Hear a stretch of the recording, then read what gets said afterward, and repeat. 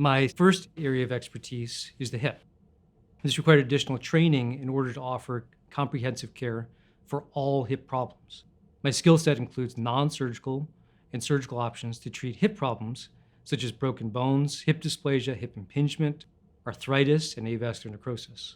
I offer the most contemporary, evidence based, non surgical options for all hip problems, in addition to a full complement of surgical options such as periacetabular or other osteotomies to realign the hip for dysplasia or other rare problems.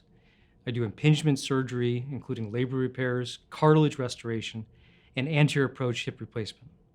I do revision surgery after traumas. I do core decompressions, and on and on.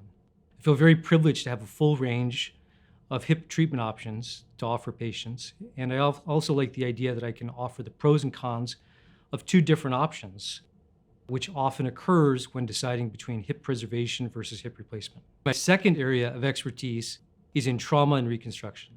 Many times patients are referred to me after an injury that did not heal correctly that requires additional surgery in order to regain function. Some common examples include surgery to stimulate more healing if a fracture didn't heal correctly, or if bone is missing, potentially as a result of a bad injury, a cancer resection, or infection. I also treat patients that need realignment if the leg is crooked, or patients that need an arm or a leg shortened or lengthened.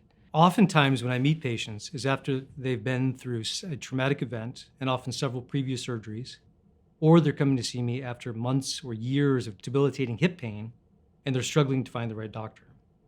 Or potentially they're struggling to walk properly because of a crooked or a short leg.